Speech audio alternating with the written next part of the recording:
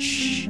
You're watching OTN, the Obscured Truth Network. In the Fed! In the Fed! In the Fed! In the Fed! In the Fed! In the Fed! In the Fed! In the Fed! Hey, I want to talk to the workers up there on the parapet. The ones smoking cigarettes that just jumped back. You're with the American people, we know that. But understand, ask the workers inside.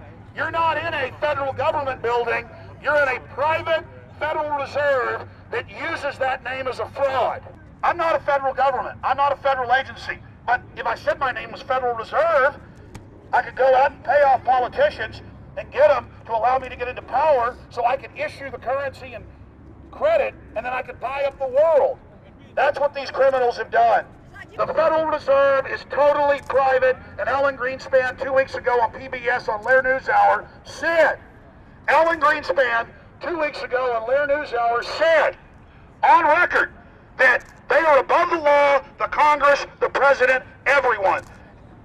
The former Federal Reserve Chairman on the Lair NewsHour a few weeks ago came out and said, we are above the law, Congress, the President, no court can do anything. We run America. Think of the arrogance of a private group of banks that have bankrupted the nation by design so they can repo the country. A private group of banks that loaned us our own money back are telling us they're above the law. You are not above the law, criminals. Appreciate you guys too. And this is going to hurt all your families. All the police officers here, the camera people here, everybody's, who's here to cover this needs to know that that's why we're here. So we're going to go ahead and let them know that we're not their slaves. Thank you, Alex. Let them know. The Federal Reserve is a run-for-profit private organization.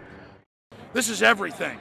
Instead of our economy being about goods and services and real products and manufacturing, it's all about these guys, the private Federal Reserve that masquerades as a government entity who controls the issuance of currency and credit. They're the ones that have cut off the liquidity in the market. They told us have a debt-based economy. Then they cut it off once they get us under their thumb and implode the economy so they can consolidate it. And that's what they're doing right now. I mean, it's in their own documents, it's in their own statements. They claim, give us unlimited power, give us trillions of dollars with the Baker bailout bill that's already $5 trillion, not $850 billion as they say. And we'll get the economy going, but they're hoarding the money and buying up other banks that aren't part of the Federal Reserve, buying up insurance companies, buying up roads, infrastructures, media empires, defense contractors. What the banks do is they implode an economy by cutting off credit, and then once things really fall to a low, and they know the low because then they buy everything up and start then putting more money back into the economy, and then they build it back up. So they build us up and then shear us, build us up and shear us. And they're getting ready. All over the world, they're always shearing some country, imploding it. Comes out in their own IMF and World Bank documents. That's just the foreign arm of the same cartel. Yeah, what they do is they make you think Clinton's evil in running things. Then, oh, Bush will save us. And then, oh, Bush was evil. Now we'll be saved by Barack Obama, but he's just a puppet. But as we get deeper into this phase, when they implode the economy, they have all the money and all the control. But they also like to pose as the savior. So Obama is meant to be the savior during the Depression, and he'll save us with a 1 million person, he said, is bigger than our military, domestic spy force, a 3 million person environmental spy force. So giving people these jobs to be government bureaucrats and spies to go out and manage the other 290-something million Americans. And so this is classical fascism. The communists also do it. Any vertically integrated command and control authoritarian system does this. So they're openly following what the same group of banks did in Germany, Russia. It's in the Communist Manifesto to have a private central bank, because the private central bankers actually wrote the ideas that they had Marx and Engels put out. People go, well, why would the banks want communism? It doesn't exist. They rape us, they consolidate us, they put us into work brigades, they make us slaves, and they say it's a people's paradise.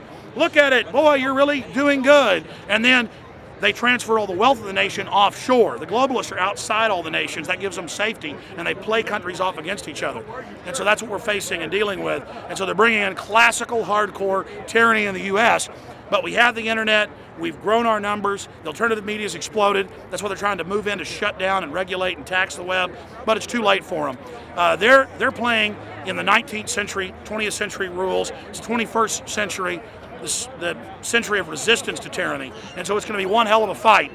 Everything depends on exposing these people. Everything depends on showing the people that this is the New World Order, this is the criminals.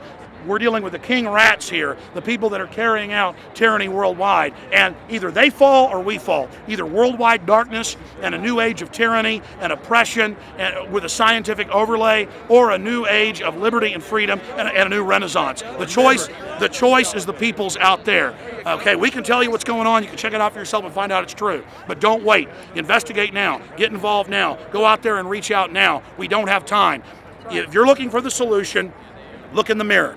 Look right into the mirror, because you out there, men, women, old, young, black, white, doesn't matter. It's going to be up to you if they win or if liberty succeeds and the people have a chance of having any future. These are cold-blooded eugenicists. These are cold-blooded people who think they're God, think that they're our masters, that think that we're animals. These are the guys that funded Lenin and Stalin and Hitler and Mao. These are the guys, it's all on record, that bankroll this stuff. They are hardcore vicious, and they must be resisted.